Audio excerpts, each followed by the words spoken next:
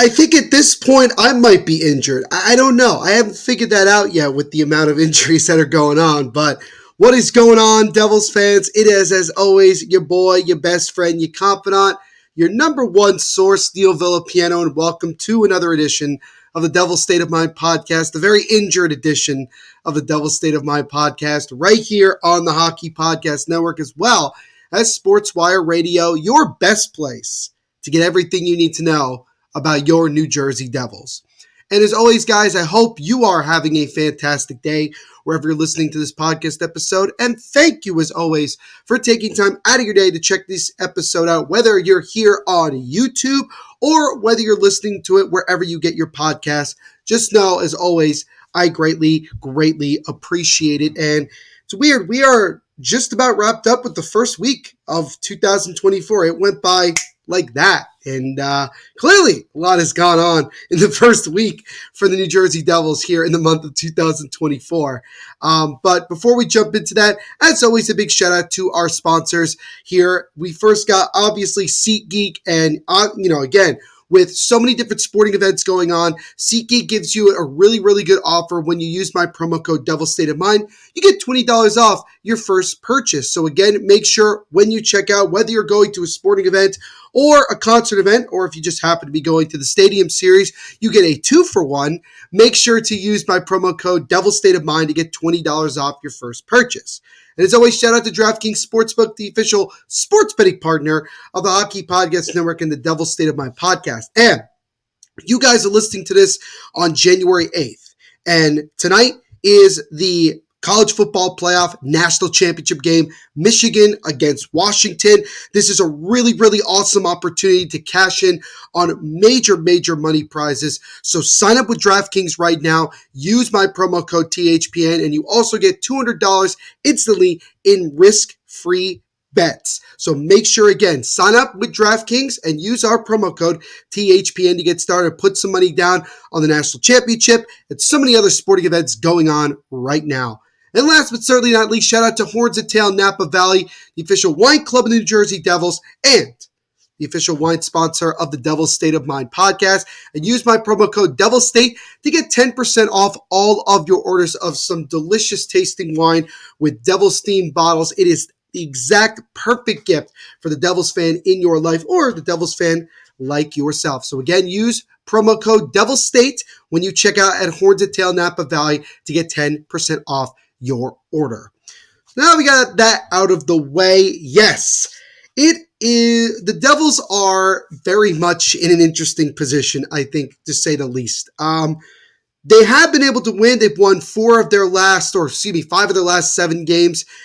Overall, and again, they're in a playoff spot right now, but I don't think I've ever seen a team deal with this much adversity just from the standpoint of not having your main guys out there. And that's going to be the bulk of what we're going to talk about. We're going to obviously talk about the last 2 games the Devils have played on Friday at home against the Blackhawks, because it was a fight-filled night in New Jersey. And then Saturday night, when the Devils took on the Vancouver Canucks. And a lot went down, not just in these games, but after these games, information and finding all of these things out. So, as always, guys, we have a bunch to get to here on the Devil's State of Mind podcast. So let's not waste any more time and get rolling. And we will get rolling and drop the puck with our first topic. And we are going to cover and, basically look back and recap the Devils game against the Chicago Blackhawks back on Friday night of this past week. And you can see by this picture here on YouTube, it is a good one of Brendan Smith absolutely rocking the reigning number 1 overall pick, Connor Bedard. And Bedard's face, I think, kind of says it all as well. I mean, it was that was probably the biggest moment of the entire game. But before we get right to that, let's look at a couple of things. So the Devils looking for the season sweep of the Blackhawks. Devils had a come-from-behind win against Chicago back in early November. And also, this was Connor Bedard's first trip to the state of New Jersey. Well, maybe he played there at some other point. I doubt it. But this was his first NHL trip to New Jersey. It was also the first of a back-to-back for the Devils. Again, they would play Vancouver the following night. It was the second of a back-to-back for the Chicago Blackhawks after coming off a 4-1 loss the previous night at Madison Square Garden against the Rangers. And we didn't really know how this game would go overall. It ended up becoming a fight-filled night, and it started with the hit that you see here on YouTube, this picture, Brendan Smith hitting Connor Bedard from the chest, and eventually he gets hit, Connor Bedard, I should add, gets hit in the face. He ends up skating off under his own power and would not return to this game, and he actually was put on injured reserve for the next 4 to 6 weeks with a upper body injury, but let's call it like it is. He probably broke his jaw in some degree or another. Maybe he lost some teeth as well. To me, this was a welcome to the NHL moment. A lot of people, I would say most people agree that it was not a dirty hit by any means, but clearly, some people, and mostly it's going to be Blackhawk fans, would disagree. And that started a fight. There were several other fights. Brendan Smith actually threw down the gloves and fought Nick Foligno. And Foligno actually got hurt as well after that fight. And he also is going to be out. So Brendan Smith injured not one, but two different Blackhawks in the same game. I think that's going to be one of Brendan Smith's most memorable moments in terms of the craziness. It was a lot of pushing and shoving. Jack Hughes just absolutely dropped former Devil Brett Seney along the boards at one point. It was crazy. It was absolutely crazy. And at one point, I think a lot of us forgot that we were there to watch a hockey game. So it's the classic saying, you went to a hockey game and a fight broke out. I mean, that's really, or even better, you went to a fight and a hockey game broke out. It was crazy. It was crazy. And eventually, we got some scoring, and the Devils went down 2-1 going into the third period. But thanks to guys like Simon Nemec and Michael McLeod and even Alexander Holtz, the Devils came back and won this one by the final score of 4-2. And once again, it was that line of Curtis Lazar, Michael McLeod, and Alexander Holtz that were really the big-time catalysts for this win. Alexander Holtz with a goal and an assist in this one. His goal was beautiful. That tic-tac-toe passing from Simon Nemec back to, well, really was Holtz to Nemec and then back to Holtz, and he just rifled it home. Beautiful, beautiful goal. Alexander Holtz goal and assist. He now has a goal and 3 assists in the last now 3 games that he's played. So Holtz is really, really starting to heat up, and that is going to be important, especially with a lot of the situation that we have with injuries right now. Simon Nemec with one of, if not his best game of his still very, very young career. He added a goal which ended up tying the game at 2, and his lone assist, as mentioned before, came on that Alexander Holtz goal. He ended up being the first star of the game. And Michael McLeod with the game-winning goal that made it 3-2. Tyler Toffoli would add an empty netter at the end. But for Michael McLeod, he now gets to double-digit goals for the first time in his career. He now has set a new career high, continuing to have a phenomenal season for the Devils and really developing that good chemistry with Curtis Lazar and Michael McLeod. So great to see. Overall, good win gets the Devils back-to-back wins to start the year 2024. But it came at a price, as Jack Hughes did leave the game early, late in the third period, with an apparent, what looked to be arm injury from what I saw. I was down in section 15, and I saw him slowly make his way to the bench. He talked to the trainer for a minute or two, and then he exited the bench and did not return. And that is still the last that we have seen of Jack Hughes. And so Lindy Ruff said after the game there was no update. We don't know. And we kept watching the video over and over again. I will say it looks like it's a wrist problem, but again, I'm not a doctor, and I'm not going to try to make any sort of, definitive assumptions as to what exactly Jack is dealing with. And it's important that I bring up Jack Hughes because the next thing I wanted to talk about, which other than the Devils getting that 4-2 win, get them, an important win at home to kind of start, once again, get off to a good start on the back-to-back. But that does bring us to talking a little bit more about Jack Hughes because this is the most information that we have up until this point at the time of this recording. So Lindy Ruff said prior to the game against the Canucks at around 5 o'clock that Jack Hughes would not be playing in that game. He has an upper body injury and is still being evaluated. Now, look, this is how the NHL and hockey works. We're not going to really ever find out until it's until there's no choice but the team to tell us, especially if it's long term, what a player might be dealing with. Now, Elliot Friedman of Sportsnet did come out in the middle of the game against the Canucks on Sportsnet, and he said the initial belief is that Jack Hughes is going to avoid surgery, and that he is believed that it is a arm injury to some degree. So again, and I would love to be able to show you guys here on YouTube the video, the clip of Jack Hughes' injury, but again, copyright reasons. But when you go and look at the slow motion video, you can see that Jack kind of falls down and he breaks his fall a little bit with his left hand wrist. And that was the same arm that he was kind of dangling coming off the ice. Now, this is not believed to be the same shoulder injury that he sustained earlier this year. So this is something different. When they say arm, that makes me believe even more that this has something to do with his wrist. Now, I don't know how long it would take recovery-wise or whatnot, and we won't know probably until Wednesday of this week. The Devils did not practice on Sunday, and they are not going to practice on Monday either. So actually, we might know something by Tuesday or Wednesday of this week. I would not be surprised if Jack Hughes did not play against Tampa. Maybe he doesn't even play on this road trip coming up. I'm not really sure. So all we could do is just kind of sit around and wait till we get more information. But that's kind of where we're at right now with Jack. And even from this picture that you see here on YouTube, you could see that he's kind of holding that wrist. So I feel probably like 90% certain that it's a wrist injury. But again, not a doctor, never claimed to be one. I'm just going with whatever speculation I can come up with, I guess. That's all I can go off of. So once again, our top guy, our superstar, our all-star is going to be on the mend, and we'll see how long it takes for him to get back this time. But it just adds on to the long laundry list of players and different injuries that guys have sustained so far this year. So very frustrating. And so the Devils went into the game against the Vancouver Canucks the following night after their 4-2 win over Chicago, depleted. And again, you didn't have Dougie Hamilton. You didn't have Tomas Nosek, no Timo Meier, no Jack Hughes, no Andre Palat. Very depleted, very, very depleted. And this game ended up being really interesting. It was the second of a back-to-back.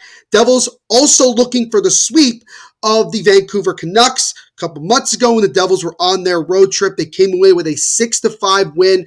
Jesper Bratt scored that game winner with 30 seconds to go to give the Devils the win. And this was the Hughes Bowl 2.0-ish because, again, Jack wasn't playing, but 2/3 of the Hughes brothers were still playing. Luke Hughes for the Devils and Quinn Hughes for Vancouver. The whole Hughes family was in attendance for this one, so even though Jack wasn't playing, it was still more or less a pretty big deal, I think would be the fair way to look at it.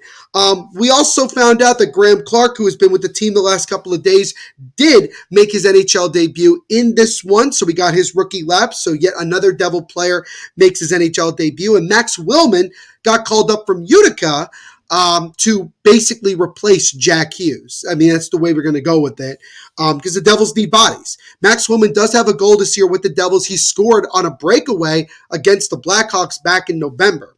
So he scored in the only game that he's played in. So he did not play in this one. He took warm-ups, but did not play. Let's just start off with this.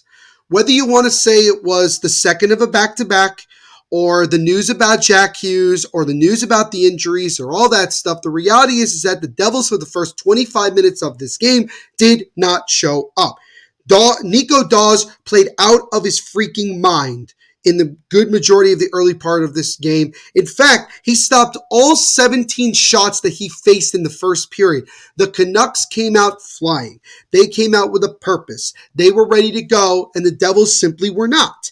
And even though at the end of the first there was still no score, you knew at some point, unless Dawes was just going to have this unbelievable game, that the Canucks were going to break through. And break through they did, as they were able to score 3 goals within the first 4 minutes of the second period. And unfortunately, on one of them, I think it was the second goal that the Canucks scored, Jonas Siegenthaler blocked a shot with his left foot and could not get off the ice. He went through the pain, fought until his shift was over. Unfortunately, it still led to a goal. And then he had to be helped off the ice by a trainer as well as Erik Haula, and he would not return to this game. So the Devils got yet another injury and were even more depleted for the rest of this one. Now, the Devils finally woke up and were able to score the next 2 goals with Colin Miller, a blast from the point. That got him his first as a Devil. And Erik Haula with a nice top shelf goal over the glove of Thatcher Demko. And that was just with a couple seconds to go.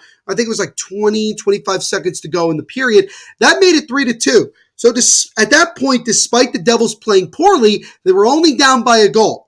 Well, that 1-goal deficit lasted 11 seconds as Connor Garland had a wraparound goal that really should have been stopped by Nico Dawes, but it ended up in the back of the net. And so the Devils, instead of being down 3-2, were down 4-2 going into the third. Should also mention, Erik Haula, that goal got him his career point number 300. So there was a milestone in this game. So congratulations to Erik Haula on reaching 300 career points. The Devils came out flat to start the third period. Elias Pettersson made it 5-2, which in my opinion, which actually when you think about it, really did kind of put the game out of reach. But the Devils fought back, and they fought back with a vengeance. Colin Miller got his second goal of the game, and then Brendan Smith took a shot that hit off of Nico Hischier and in. They originally gave it to Brendan Smith, but then after the game, for whatever stupid reason, they gave it to Nico Hischier instead. Nonetheless, with about 5-6 minutes to go, it was a 1-goal game. On top of that, the Devils would get a late power play down 5-4. And then Luke Hughes, with about 30 seconds into the power play, gets tripped, very obviously, right in front of the Devils' net. The ref does not call it for whatever reason. Some people claim that Luke Hughes sold it with the little twirl and falling down, which I don't know how one can fake that, but nonetheless, it was not called. The Devils really couldn't get anything going on the power play, and eventually, I think it was Joseph might have scored it, but nonetheless, it was an empty net goal. That made it 6-4, and that is where the game ended as the Devils once again dropped the second game of the back-to-back, losing this one at home to Vancouver 6-4. This was also the first time since 2012 that the Vancouver Canucks won a game in New Jersey. It had taken them over a decade to win a game in New Jersey. So I'm sure for them to get that monkey off their back was phenomenal. Couple of points again. Colin Miller, first 2 goals as a Devil. He has a wicked shot, which, I did see at times, but now that we're seeing it in person, it is a really nice shot. Again, Erik Haula got himself to 300 career points. We talked about the Luke Hughes situation. It was a penalty. It should have been 5-on-3. But let me just say this. The Devils at no point in this game deserved to win. Plain and simple. Nico Dawes was the only one that I felt deserved to get the win because he played as well as he could have. It just wasn't enough. And yeah, he gave up 5 goals, but I would say 1.5 of those goals were honestly his fault. Other than that, the Devils just let him out to dry. I mean, that's plain and simple what that was. And that's just the unfortunate situation of it all. So with that loss, the Devils are now 0-7-1 in the second game of a back-to-back. They got many more to go the next couple of months. They got to find a way to figure this out on the second of a back-to-back. I don't know. And then we got the bad news, because as if losing the game wasn't bad enough, we got the news about Jonas Siegenthaler because we didn't know exactly what had happened. He had left in the second period, never came back. What was the deal? Well, Lindy Ruff, without hesitation whatsoever, he's never done this before, said right off the bat that Jonas Siegenthaler has broken his foot and will miss a bunch of time. Broke his foot. First of all, I got to give Siegenthaler a lot of credit for fighting out that shift. I mean, he tried to do what he could, but he just couldn't because he's playing on a broken foot. Secondly, yet another injury, not just to our back end, but to the roster in general. This is crazy. I mean, last year, there was no severe injuries. Everybody, for the most part, was healthy, and it's like a complete flip from last year. And so it was just like things went from bad to worse in that situation. So with the loss of the game and also the loss of Siegenthaler, the Devils now are currently 25-15-2, 44 points, fifth in the Metropolitan Division, and still in second, holding on to the second wildcard spot, which is eighth overall in the Eastern Conference. So kind of a really difficult weekend. Despite winning at least one of the two games on the back-to-back, you go from having Jack Hughes and Jonas Siegenthaler to, by the end of this weekend, not having either one of them. And we know that Siegenthaler is going to be out for a long time. Maybe he might be out for the rest of the year. We don't know. But with Jack Hughes, I guess we have to see. So bottom line is that the Devils are not getting any healthier, and their schedule is not getting any easier. As now, this upcoming 3-game road trip is going to be tough. You're in Tampa Bay on Thursday, which that's the only good thing about the Devils being off the next couple of days. That gives them time for maybe other guys to get closer to coming back or even coming back. We'll see.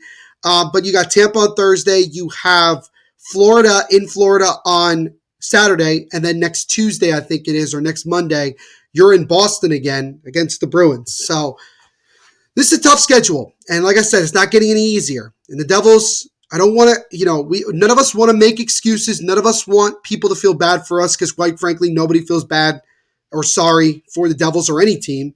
But the Devils got to find a way to show resilience and find a way to win some of these games, especially with your team being this depleted. So, and then that kind of brings me to the last thing I wanted to quickly talk about here on this episode, and that is the Devils' injury woes. I don't think I've ever seen a Devils team be this depleted and have this many injuries going on, and we are still not even at the halfway point of the season. I mean, it's absolutely crazy. I mean, we still have to play 3 more games. We won't get to the halfway point of the season until the end of the game against Boston, not this week, but next week. Like, that goes to show you again how we're not even at 41 games. We're at 38 right now. But I want to show you this tweet from Gianni NJD. A lot of you guys know Gianni on Twitter. His tweet actually got featured on Bleacher Report's NHL account, both on Twitter and Instagram. And he reads, it starts with, "Morning, Jersey, ... Let's update." And he labels off all of the injuries, as you can see from all these players. But I want to take it a little bit of a step further and just kind of give you the full update as to where we are with everybody in injuries. So let's go. Nico Hischier had a concussion, missed a bunch of games, but is back. Jack Hughes had a shoulder injury, eventually came back, and now is dealing with an arm injury. Guess what? He's currently out. Jonas Siegenthaler broke his foot. Definitely out. Tomas Nosek, who just got put on IR today, long-term IR, is out. He had surgery on his foot, and I saw him at Brendan Smith's Can Jam event today, and he was wearing a boot, so he's definitely in bad shape. Eric Halla had a nagging injury to start the year. He might still be dealing with it, but he's currently playing. Dougie Hamilton, torn pectoral muscle, had surgery, and is nowhere near close to being ready to play. So he's out. Timo Meier had a lower body injury and now what is called a middle body injury, whatever that means. He's currently out with no timeline. Andre Palat got hurt in practice. We have literally no idea what he's dealing with. He is out and he's progressing, but who knows what his timeline is. So he's currently out. Colin Miller had an upper body injury early in the season. He's back. Curtis Lazard, a lower body injury not too long ago. He's back. And Nico Dawes had off-season hip surgery that only just recently, over the last 3 or 4 weeks, has finally come back and has played a couple of games in the NHL. But that's just where we are, guys. That's where we are with the amount of injuries. So you have 1, 2, 3, 4, 5, 6, 7, 8, 9, 10, 11. 11 different guys at one point or another this season have been hurt.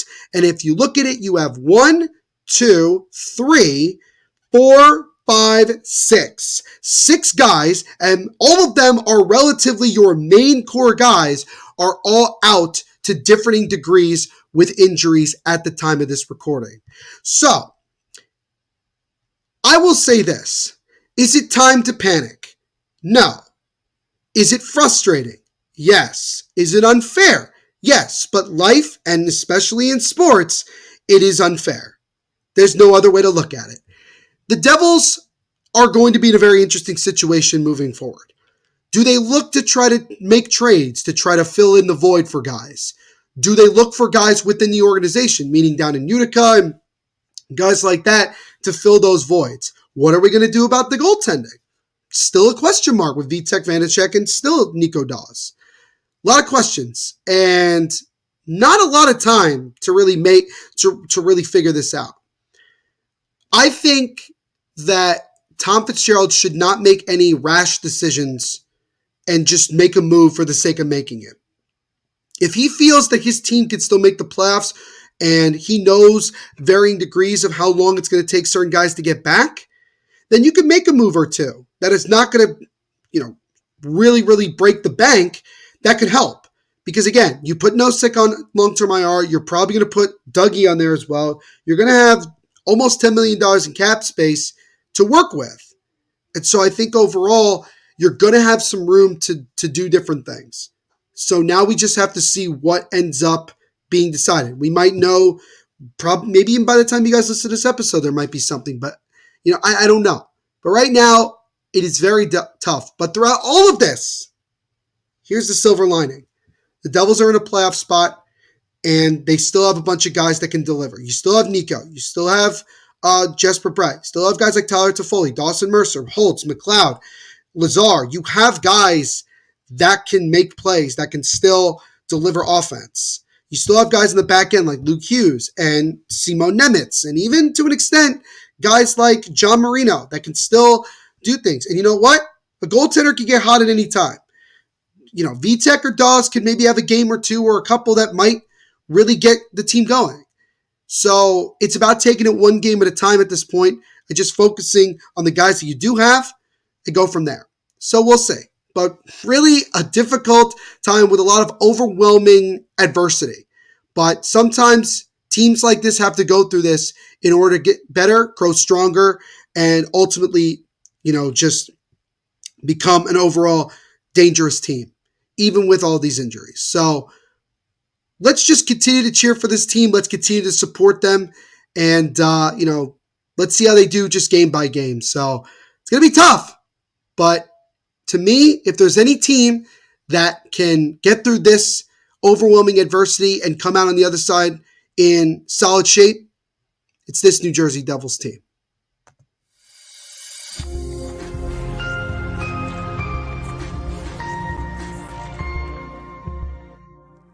Say something.